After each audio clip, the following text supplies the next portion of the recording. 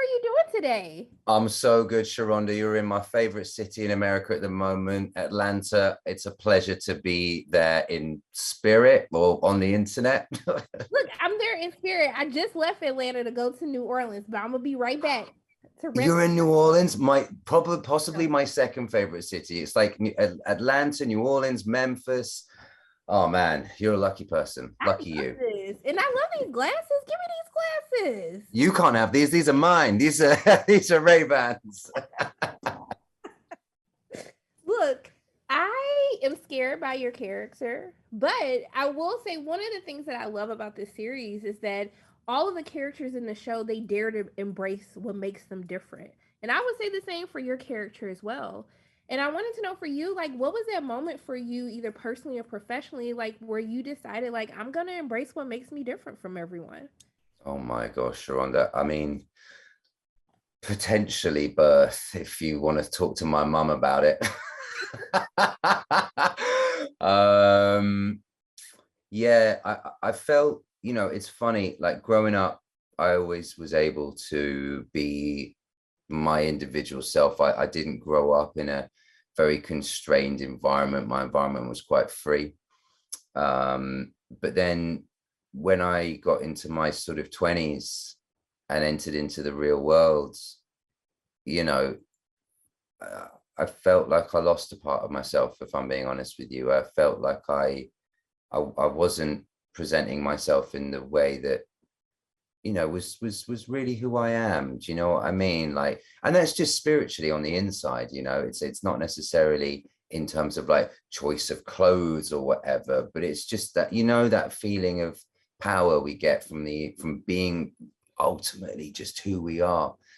I lost that, and it took me a minute to find it again. And I found that again when I was 26. The 26, 27 was a real turning point for me. And then my early 30s, again, I'm 33 now, but like my 31, I felt so just rooted and grounded. And I was like, it's like it's like with your grandma, when you're with your grandma and you're just like, damn, like she just doesn't give a fuck anymore. It's like that. I got to my early 30s and I was like, I don't care. I just don't care. So yeah. I assume that was your question and not about a character. Otherwise, I've just given you a whole lot of overshare.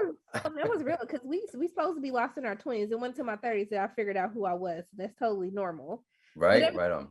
But I mean, also too, like in this series, like you're in prosthetics for most of the second half, and like how do you emote emotion without like being able to showcase that? Yeah, so part of it is to do with pushing out the sort of energy field, I guess, of the body. So it's like we can all kind of feel it around our shoulders up here, or at least I can, and it's why we go to Reiki and things like that. So it's about pushing that further out through the prosthetic itself, so that the prosthetic becomes the skin.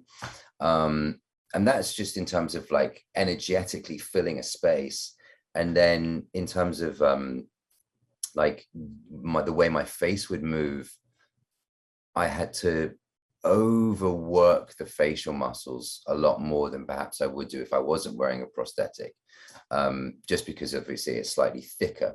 So it takes a little bit longer to move. So it was about like, so that's where a lot of this rage was used, a lot of this resentment was used, and it all just came like bubbling up to the surface and then came through the face. And then I have these like teeth in as well. So I would grind my teeth a lot, and I would just hold my jaw in a slightly different way. I love talking about this with you, by the way. Actually, you're bringing me right back. So yeah, it was a sort of like many-fold process, as it were. So that's how I kind of did it. I love how you explain that. Look, I wish I had more time, because the whole losing ourselves in the 20s and finding ourselves in the 30s, I feel like that's a whole conversation we need to have. I agree. But I just want to thank you so much for taking time out of your day to speak with me. I'm sending love and light your way, and I hope you have a great rest of your day. Oh, Sharonda, you're so sweet. Thank you so much. Enjoy New Orleans. Thank you. I'm going to enjoy it for you, okay? In Atlanta. Please do. Bye. Bye.